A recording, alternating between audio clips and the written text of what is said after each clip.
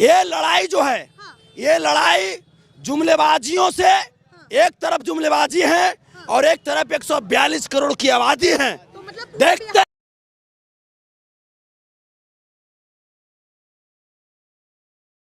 है और उनके विधायक 43 हैं, मंत्री हमारा है, विभाग हमारा है, तो हम क्रेडिट क्यों ना लें? और यही मुख्यमंत्री जो 2020 के चुनाव में कहते थे कि कहां से पैसा आएगा, कहां से नौकरी देगा, तो हमने, आपको पता होगा कि हमारी जो सरकार बनी थी इनके नेतृत्व में, वो 9 अगस्त 2022 में बनी थी और 15 अगस्त को मुख्यमंत्री जी ने ऐलान किया था। यह किसका विजन था, यह किसकी सोच थी? तो जो मुख्यमंत्री कहता था कि असंभव है नौकरी देना, उसको हमने एक हफ्ते के अंदर जो है उनसे बुलवाने का काम किया।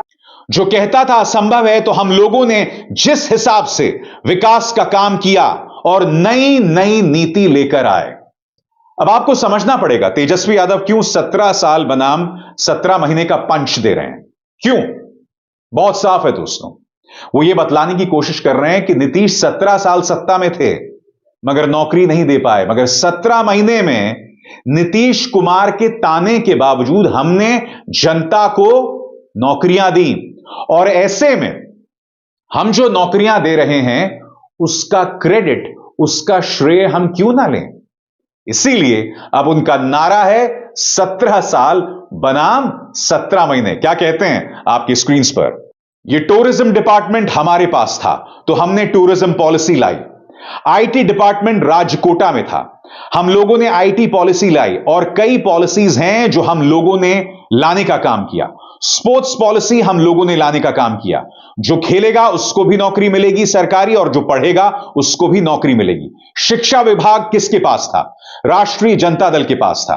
हमारे मंत्रियों ने लगातार नौकरी देने का काम किया और जो 17 महीने में काम हुआ है, ऐतिहासिक हुआ है, जो आज तक पूरे देश में नहीं हुआ। और यह भाजपा और नीतीश भाग गए। नीतीश कुमार को लेकर के लोग क्या कह रहे हैं, आप बताइए जी, क्या कहना चाहते हैं? लालू यादव से पूछताछ चल रही है। हम कुछ नहीं बोल पाएंगे, हम इसके विषय। आप बताइए जी, क्या कहना चाहते हैं? अरे इस बार सैलाब आएगा, सैलाब। ए संतोष रेणु भैया, इधर आइए, इधर आइए।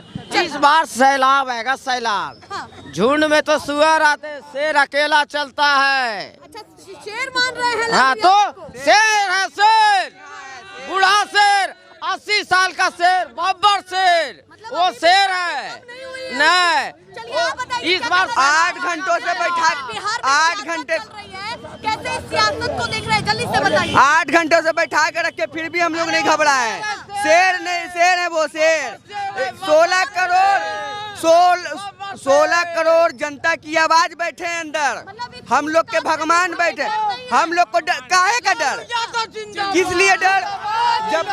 जब सच्चा इंसान है, सच्चा भक्त है, तो हम लोग क्यों डरे? मतलब नहीं लग रहा है कि नहीं, बगडमरू मानते हम लोग। कुछ नहीं गलत किया लालू जी। लालू जी कहाँ गलत करेंगे? एक युवा क्या किए? बिहार का एक युवा लालू यादव है, तेजस्वी यादव है। क्या यहाँ पर उनके समर्थन लालू जी मैडम क्या गलत किए? ईडी ऑफिस लालू जी ये गलत किए, लालू जी ये गलत किए या तेजस्वी जी ये गलत किए? ये गलत किए, इसी का सजा भोग रहे हैं। ये गलत किए हैं। बिहार की वो धन्यवाद तेजस्वी यादव, ये गलत किए हैं। क्या दिखा रहे हैं उसको जरा सुनाइए भी, क्या दिखा सुनाइए, रहे हैं दर्शकों को? पढ़ लीजिए।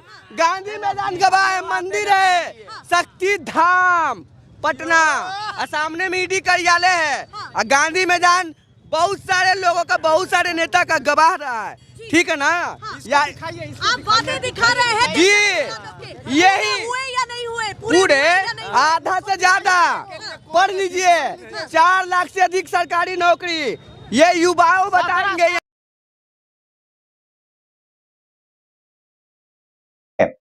जब से चुनाव करीब आ रहे हैं प्रधानमंत्री डरे हुए हैं और वो इस तरह की तमाम चीजें कर रहे हैं।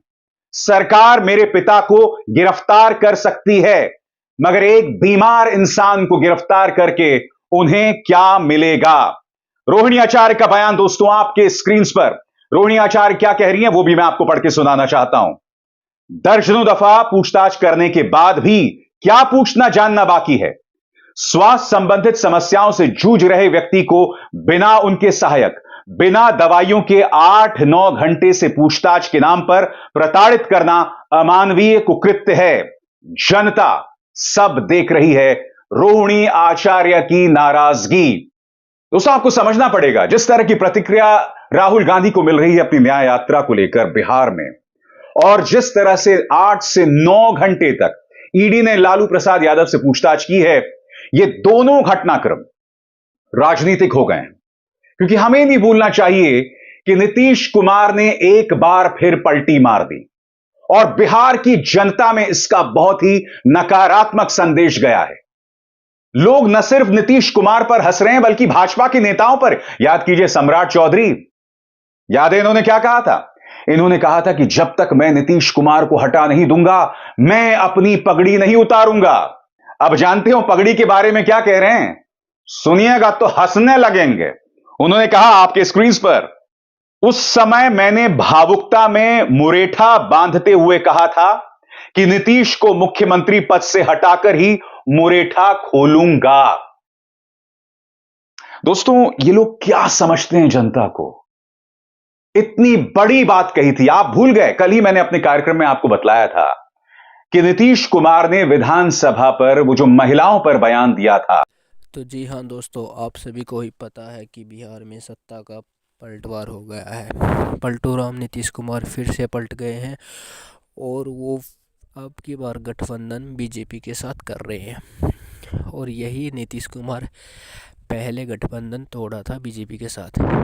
तो अब जिस तरह लोग थूक के चाटने वाली राजनीति बिहार में अभी चल रही है और गोदी मीडिया में थूक के चाटने वाली राजनीति बिहार में चल रही है। तेजस्वी यादव ने कहा है कि उनके 17 साल और तेजस्वी यादव के 17 महीने उनसे फालतू हैं। और जिस प्रकार की बातें चल रही हैं कि बिहार में अभी बीजेपी के साथ उन्होंने गठबंधन कर लिया और सरकार बीजेपी के साथ उन्होंने बना ली। तेजस्वी यादव ने 9वीं बार वो मुख्यमंत्री बने हैं, पर क्या उनका भरोसा है कि वो फिर पलट जाएंगे? देखिए दोस्तों, मुझे लग रहा है वो फिर से पलटेंगे और फिर किसी और गठबंधन के साथ जाएंगे। राहुल गांधी के इंडिया गठबंधन जो बनाया था अलायंस, वो अब लग रहा है धीरे धीरे टूटने लगा है। और वो अलायंस भी अब कुछ ऐसा नहीं है कि ममता उधर कह रही है कि वो अकेले चुनाव लड़ेंगी, अखिलेश यादव के साथ उनका यूपी में गठबंधन हुआ है, 8 सीटों पे कांग्रेस चुनाव लड़ेगी।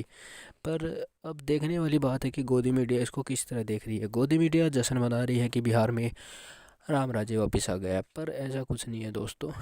बिहार में जो तेजस्वी यादव ने किया कि इतनी नौकरियां तेजस्वी यादव ने 17 महीनों में दी है, वो एक काबिल तारीफ़ है।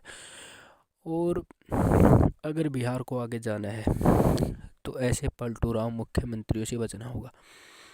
और ऐसे पलटू राम मुख्यमंत्रियों से तभी बचा जा सकता है जब बिहार के बच्चे मैच्योर होंगे और अपने लिए एक बेहतरीन लीडर चुनेंगे।